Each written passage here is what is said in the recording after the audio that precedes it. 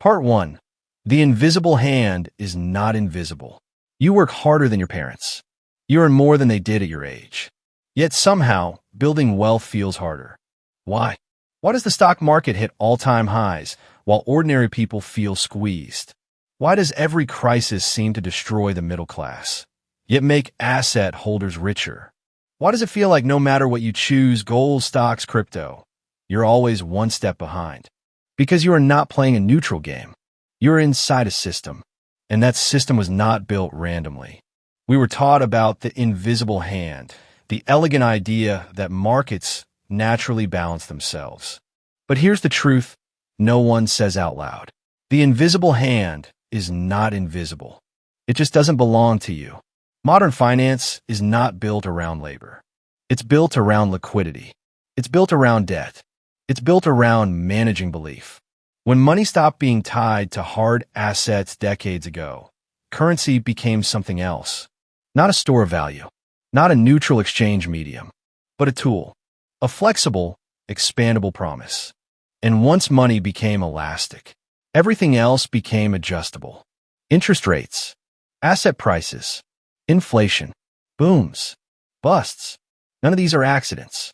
They are pressure valves. Gold isn't there to make you rich. Stocks aren't there to free you. Crypto wasn't born to save you. Taxes were never just about funding roads. They are roles, mechanisms, structural components of a machine designed to sustain itself.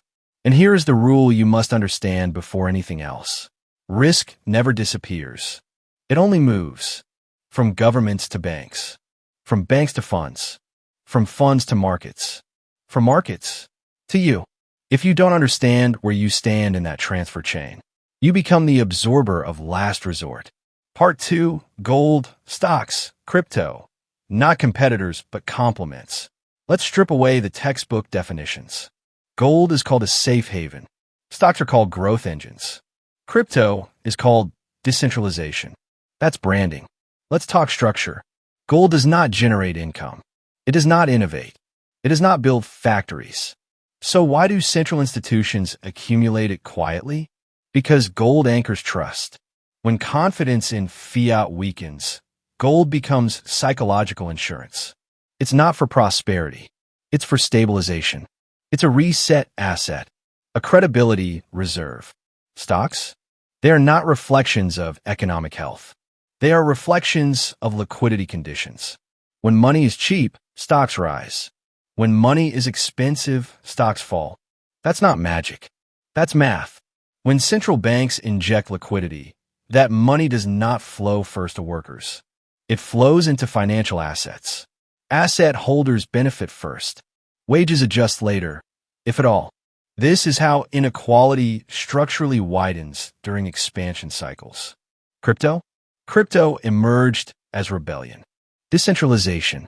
Freedom from banks. Freedom from control. But look at the cycles. Euphoria. Mass adoption narratives. Retail inflows. Distribution by early holders. Collapse. Liquidation. Reaccumulation. Repeat. Crypto is not outside the system. It is a volatility chamber inside the system. A place where risk tolerance is tested at extreme levels. Gold stabilizes belief.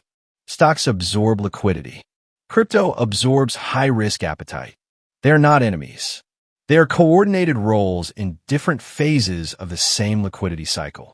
When fear dominates, gold shines. When optimism dominates, stocks rise. When disillusioned youth seek escape, crypto explodes. And when liquidity tightens, everything reprices. Part 3. Interest rates, the master switch. The public sees economic cycles as natural weather. They are not. They are liquidity management. When interest rates fall, borrowing expands. Governments refinance cheaply. Corporations leverage. Asset prices inflate. When rates rise, debt becomes heavy. Weak balance sheets crack. Unprofitable ventures collapse. This is called tightening. But in structural terms, it is purification. Debt must periodically be cleansed. But instead of open collapse, we get controlled burn. Liquidity cycles follow a pattern. Inject money. Inflate assets. Encourage participation. Tighten conditions. Transfer ownership from weak hands to strong hands. Repeat. Inflation erodes savings quietly. Rate hikes crush overextension loudly. Between the two, the system manages debt sustainability. Not your comfort. Not your emotional stability. Debt must survive. Confidence must survive. You are secondary. Part 4. Taxes. Behavioral engineering. Taxes are not primarily about revenue. Modern governments can create currency. Taxes are about direction. They reward certain actions, punish others, incentivize behavior, discourage alternatives. Tax breaks encourage retirement accounts. Property tax structures encourage ownership models. Capital gains frameworks shape investment behavior. Consumption taxes shape spending. Taxes create gravity. You think you choose freely, but incentives guide you. You feel independent, but cost structures nudge you.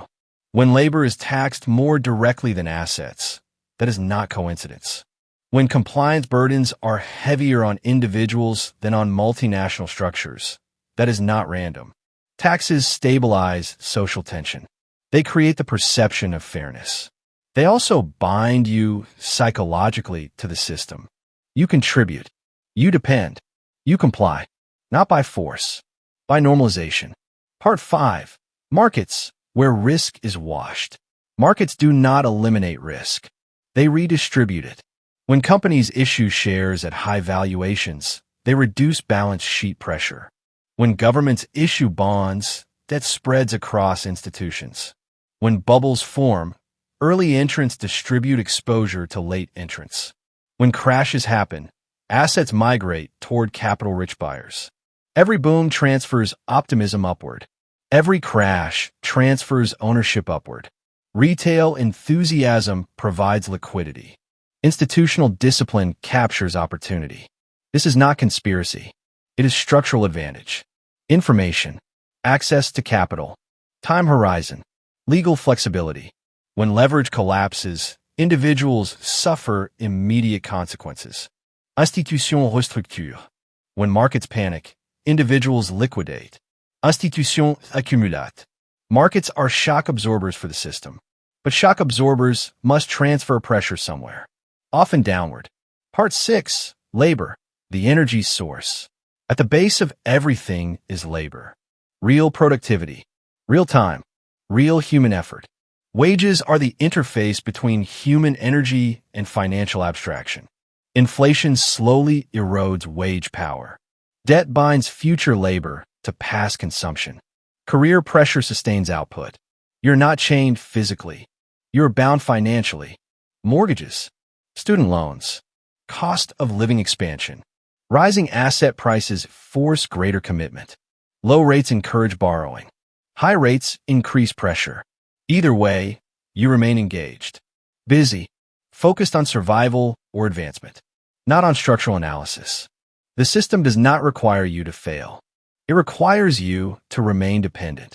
Not poor, dependent. Just stable enough to continue. Just pressure enough not to exit. Part 7. Understand the game. The system is not evil. It is self-preserving. Gold protects confidence. Stocks absorb liquidity. Crypto channels speculation. Taxes engineer behavior. Interest rates regulate debt. Labor fuels everything. Once you see the structure, your behavior changes. You stop chasing narratives. You watch liquidity. You respect cycles. You hold cash when others are euphoric. You accumulate when others panic. You detach identity from occupation. You diversify not only assets, but exposure to systemic roles. The goal is not rebellion. It is positioning. Ask yourself, where are you in the risk transfer chain? Are you creating risk? Distributing risk? Or absorbing it last? Because risk never disappears.